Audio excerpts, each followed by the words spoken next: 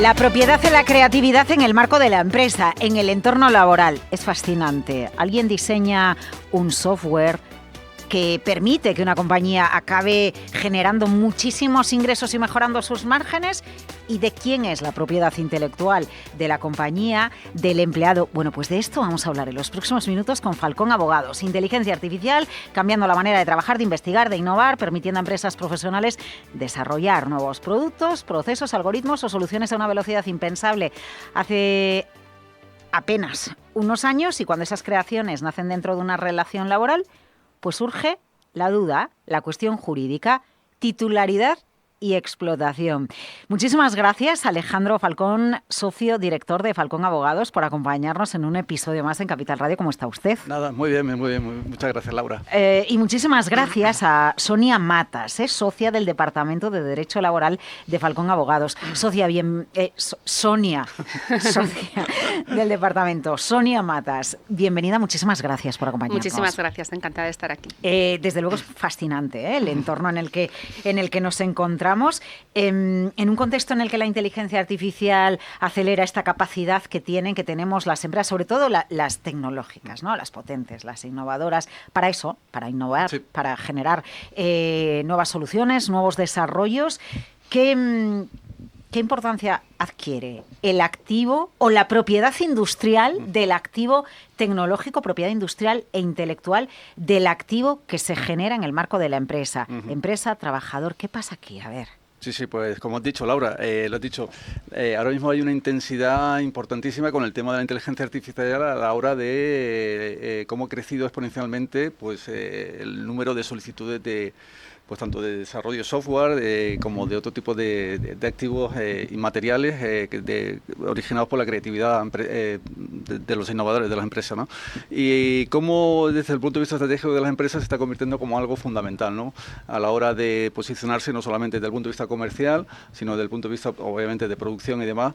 Y esta irrupción que ha habido estos últimos años precisamente de esta inteligencia artificial está generando pues que dentro de las empresas, no solamente las empresas tecnológicas, sino de otro tipo, pues estén innovando y las herramientas pues ayudando a esa creación de la innovación, con las consecuencias que conlleva desde el punto de vista de pues en relaciones laborales, pues a delimitar pues el alcance y contenido de esos derechos, a quién le pertenece y demás, ¿no? Y eso sí que se lo estamos viendo en el despacho, somos testigos de que está generando pues cierta polémica porque esa intensidad creativa no existía antes y no estaba tan bien regulada, ¿no? Claro, la intensidad creativa, ¿a quién pertenece? ¿No? Es que me parece fascinante esta cuestión. Sonia, yo creo que sería muy interesante que entendamos, ¿no?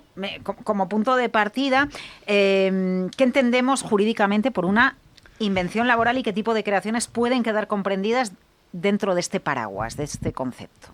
Pues bien, invención laboral es una invención que realiza un trabajador en el marco de una relación laboral, en el marco de un contrato de trabajo.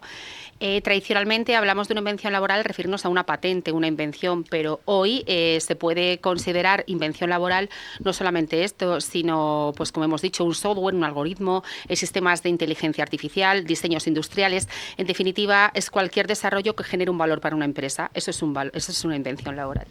Claro, nosotros a lo que estamos acostumbrados efectivamente es a la patente tecnológica, pero tenemos que ir muchísimo más allá de eso, porque ¿qué está generando? ¿Cómo se está multiplicando con la inteligencia artificial los desarrollos y, por lo tanto, los conflictos sobre la titularidad? Bueno, pues tenemos que tener en cuenta que en una organización empresarial ahora cualquiera, utilizando un sistema de inteligencia artificial, puede crear, puede inventar. Entonces se están creando cada vez más invenciones y además a un ritmo mucho más rápido. Con lo cual nosotros en el despacho siempre lo que tenemos en cuenta es que esta materia de creación de invención laboral se encuentre regulada. Es esencial que haya un marco regulatorio en el cual se puedan definir lo que son los elementos para después, cuando surja el conflicto por estas creaciones que cada vez son mayores en las organizaciones de las empresas, pues puedan determinar y pueda solucionarse este conflicto para ver a quién pertenecen los derechos de esas invenciones que se están creando con mayor rapidez, sobre todo por esto, por los sistemas de inteligencia artificial. Es decir, yo voy a contratar a alguien y en el contrato que quede claro que en el marco del horario laboral, otra cosa es lo que pasaría fuera del horario laboral, pero beneficiándose de lo que aprendo y desarrollo en el marco de la empresa, pero que en el ámbito laboral lo que ahí se cree es propiedad de la empresa. Claro, sí. pero también, o sea, no con esta generalidad, sino que hay que ver los matices del contrato. Es decir, por qué un trabajador ha sido contratado, con qué objeto, qué investigación va a desarrollar, es llegado el momento, qué tipo de compensación. Claro, porque puede crear algo que no tenga que ver con el objeto de por qué se le ha contratado y que entonces el empleado diga, no, pero es que ustedes a mí me han contratado para X y yo he creado una música y ahí la música es mía, no de la empresa. No lo sé. Sí. Por intentar poner algún ejemplo. Claro, de ahí la conflictividad, que es que luego esto, pues es que cuando lo que se ha creado genera beneficios importantes para una empresa, pues se genera la conflictividad. También hay que tener en cuenta que no solamente es utilizar medios o recursos de una empresa, puede ser que un trabajador cree algo como consecuencia de los conocimientos adquiridos, o sea, del tiempo que ha trabajado en la empresa. Una formación, ¿no? Las empresas dan una formación, claro. Y si no hubieras tenido esa formación que te ha dado la empresa, no podrías haber innovado. Entonces es una materia que no es A o B, o sea, hay que tener en cuenta determinados factores para luego llegar a la resolución y poder defenderlas. Pero a ver, Alejandro, sí. Como punto de partida, ¿no? Por defecto, sería por defecto. ¿La empresa es la propietaria? Sí. Por defecto de la innovación realizada en el marco de una relación laboral. En el supuesto, vamos a ver, porque nos lo ha dejado muy claro Sonia Mazas, tiene que quedar en el contrato establecido. Pero si no ha quedado claro en el contrato, por defecto, ¿qué pasa? Por defecto, le corresponde al trabajador demostrar que eso que ha desarrollado no pertenece a la empresa, es decir, que lo ha generado por sus propios medios, por sus conocimientos totalmente independientes con respecto al trabajo que está desarrollando, a la actividad que está desarrollando la empresa, y que no ha utilizado pues ese know-how que le ha dado precisamente el estar trabajando dentro de la empresa y no está dentro de los ámbitos del contrato de trabajo. Es decir, por defecto pertenecería a la empresa. Es más o menos lo que viene determinado la ley de patente con respecto a las invenciones laborales. Pero eso también no solamente ocurre en el tema empresarial, en la universidad ocurre también mucho, pero eso, bueno, ya sería cuestión de ahora debatirlo, el tema de las patentes universitarias, que se genera, pues eso, entonces, esa formación que se ha adquirido dentro del periodo de formación que tiene el alumno o el investigador que está dentro de no solamente la universidad o de ese departamento, pues a quién pertenece esa propiedad intelectual que se ha obtenido como consecuencia. ¿Pertenece a la universidad o pertenece a la persona por física? Por defecto a la universidad. Y normalmente, además de estar regulado contractualmente, la ley de patente tira o, digamos, ampara la titularidad a favor del empresario o la organización que ha contribuido al desarrollo de esa invención o de esa creatividad, ya sea a lo mejor pues otro tipo de activo inmaterial, como por ejemplo el software que hablaba Sonia antes, ¿no? Ajá. Diga, Sonia, no, claro que la veo con ganas. No, toda esta materia está regulada en la ley de patentes. La ley 24/2015 es la que regula todo en el título cuarto, que son las invenciones laborales. La ley, de una manera muy sucinta y somera, diferencia entre invenciones. Denomina como las denominadas invenciones de servicio, que son las invenciones que se crean como consecuencia de que el trabajador ha sido contratado para llevar a cabo esta invención. Ya se da por hecho en la empresa que va a utilizar medios, instrumentos y recursos de la empresa. Aquellas invenciones mixtas en las cuales, si bien no ha sido contratado el trabajador para realizar esa actividad de creación, pero sin embargo utiliza, tiene los conocimientos adquiridos, pues hacen que se cree esta invención, en cuyo caso es necesario una compensación de este trabajador, y luego aquellas invenciones libres que el trabajador realiza de una manera ajena en la relación laboral. En base a ello, pues establece la ley de patentes, pues la obligación que tiene un trabajador en el plazo de un mes de concluir el invento para comunicarlo al empresario. El empresario puede asumir la titularidad que decías tú, Alejandro, en el plazo de 3 meses. Si no lo hace, caduca su derecho, con lo cual puede hacerle ese uso por parte del trabajador.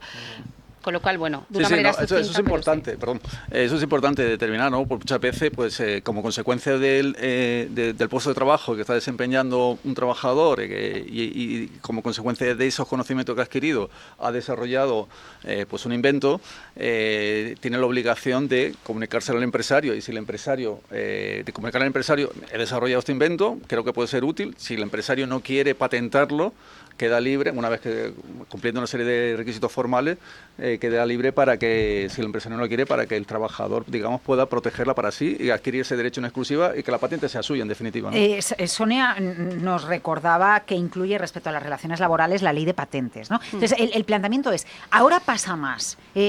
La posibilidad de conflicto o el conflicto sucede más ahora de la mano de la inteligencia artificial y la tecnología, o esto ha sucedido siempre y por eso ya se contemplaba en la ley de patentes que podría haber, bueno, pues una cierta, un choque, ¿no?, entre el interés de la empresa y la creatividad del trabajador. Conflictividad siempre ha habido, porque es verdad que, bueno, pues sobre todo aquellos trabajadores con perfiles cualificados son contratados para ello, ¿no? Pero bueno, antes de inventar, crear, en definitiva, pues resultaba una actividad mucho más compleja, más ardua, puesto que claro, era un desarrollo mucho más lento. Ahora con los sistemas de inteligencia artificial es que, como dije al principio, cualquiera en una organización empresarial puede crear, o sea, puede crear y puede inventar. Entonces estamos en un momento en el que las creaciones se suceden y cada vez hay más trabajadores que reclaman y reivindican los derechos que tienen sobre estas creaciones. Entonces la inteligencia artificial sí que ha venido a modificar un poco la forma de crear en el ámbito empresarial. Bueno, que el trabajador es consciente, del sí. valor añadido que está generando Sí. a la compañía. Sí. Claro. Y cada vez más los trabajadores cada vez conocen sus derechos y saben, de ahí la importancia de establecer, de verdad, insisto, un marco regulatorio desde el principio. Desde que se contrata a alguien para investigar, es necesario determinar pues las políticas internas. ¿Esto la empresa lo sabe o tiene que ser el trabajador el que diga, vale, pero yo quiero estas condiciones? Es decir, ¿esto se ha convertido en algo ya habitual, en una dinámica habitual en las relaciones con determinados perfiles? Es decir, un headhunter cuando está buscando un perfil determinado sabe perfectamente lo que va a pedir esa mente brillante para la empresa. Sí, efectivamente. Normalmente, con determinados perfiles, con una cualificación y una experiencia ya contrastada, que ha dado valor, ha aportado valor añadido a determinadas empresas y que suele ser fichado por otra empresa o intenta ser captado por otra empresa, evidentemente sí que dentro de las condiciones que va a proponer para que pueda ser contratado, los aspectos del tema de la propiedad industrial intelectual que se genera, es decir, con el relativo a las patentes o los desarrollos que pueda hacer, suele venir regulado, ¿no? Y establecerse incluso compensaciones. Hemos visto contratos donde previamente, contratos laborales, donde específicamente las cláusulas en materia de propiedad industrial intelectual que se van a generar como consecuencia del desarrollo de ese trabajo, pues han sido casi las más discutidas, incluso más que las condiciones económicas, digamos, de régimen laboral, ¿no? Y muy brevemente, alguna recomendación para una empresa, porque luego la creatividad puede llegar de otro departamento, ¿no? Algo que tenga que tener claro una empresa respecto a la innovación de sus empleados. Pues sobre todo establecer un protocolo claro a la hora de contratar a determinados perfiles que puedan generar ese activo, ese valor añadido a la empresa desde el punto de vista de patentes y de otros tipos de propiedad industrial intelectual y además del protocolo, pues proceder de manera conforme a ese protocolo a la protección adecuada de esos activos de propiedad industrial intelectual. Muchísimas gracias por ayudarnos a tener en cuenta cómo sobre todo se acotan los riesgos, pensando en la empresa, la organización, y pensando en los empleados, en el talento, en ese capital humano que hace que las empresas sean más potentes, porque aquí hay dos partes, ¿no? Sí. Son las dos partes las que tienen que llegar a un acuerdo y convergen, y para eso están ustedes, hablándonos siempre de la propiedad intelectual, industrial y cómo aprendemos. En un episodio más con Falcón Abogados, Sonia Matas, socia del Departamento de Derecho Laboral de Falcón Abogados, Alejandro Falcón, socio director de Falcón Abogados. Cuídense y gracias. Bueno, muchas gracias, Laura. Hasta luego.